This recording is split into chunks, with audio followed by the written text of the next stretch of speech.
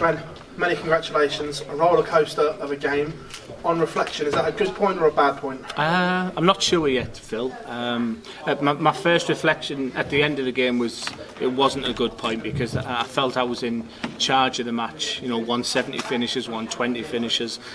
But listen, I'm playing the world champion. He's a phenomenal player, and I guess would he have took 6 each beforehand maybe. The new flights are going well, but the strength of my game is me doubling and that double eight and the double tops. So my scoring was good. I just need to work on a little bit of finishing now. But I'm glad I'm off and running, and I've got a huge game tomorrow night, and that's what dart's all about. Playing the best player in the world, and I can't wait to play him tomorrow. Like you said with the flights, early on your scoring was probably the best that we've seen on a PDC stage, averaging near on 110. Are you going to have to find a little bit of a compromise here somewhere to find the best of both worlds? Not according to my practice. My practice, and I played with Chris Dobie. I just couldn't get my head around Chris Dobie's game because he was unbelievable in practice, and he was heavily scoring and I was doing the finishing, the 1-2-1 game.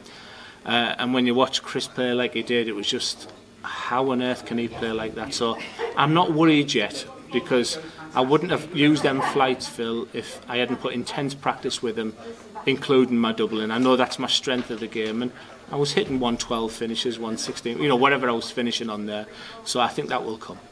Did the 170 hurt to go 3-all because you were in a prime position at that point? But he's the world champion. I've got to expect them things.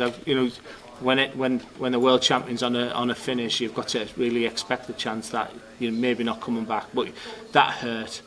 If I'd have lost 7-5, that would have been a really tough night. And but I'm up and running. You know how negative I can be sometimes. I was scared the fact that I had Peter first game, Michael second game, and all of a sudden people are saying his flights are rubbish going into the Rob Cross. So I've got a feeling the headlines might be that I'm scoring well, and the doubles weren't a million miles away, and that will come. So I feel good going into just one of the biggest nights of my life tomorrow night. Start of the night, top of the table. Are you aware of what Michael's done, the performance he's put in to leapfrog you, bearing in mind what you have in tomorrow? Yeah, definitely. I love my darts. I knew exactly where everybody was. I knew exactly who I wanted to win tonight.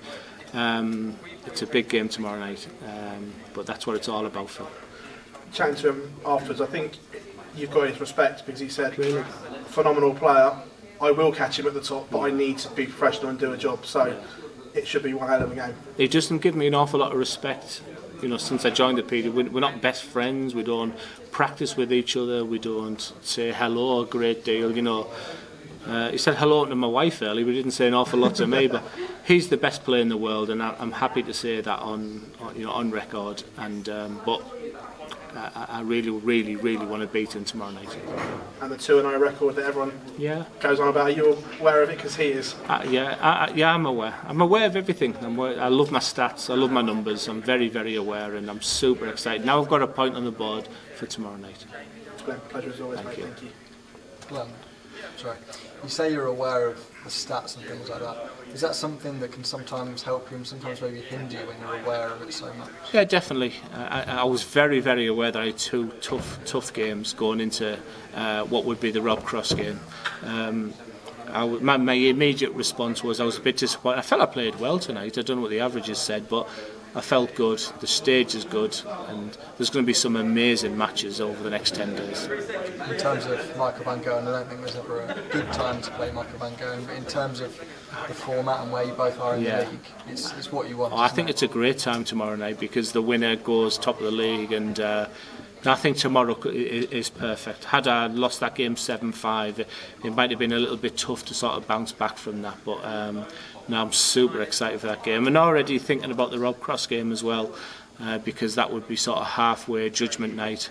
I'm still up and running. I can't go down, so I'm going to see the whole experience of the Premier League. It's different. It's a bit like winning that match play here. It's not the same as Blackpool. Playing tonight wasn't the same as Dublin and Liverpool, etc. But you've just got to do a job, and that's exactly what I'm here to do now. I'm very inspired by what Dimitri did at the match play. He's part of our team, and it would be a massive, be a massive filler for our squad if I can get to the top 4. Yeah, brilliant. Thank you very much, Glenn. Thank you.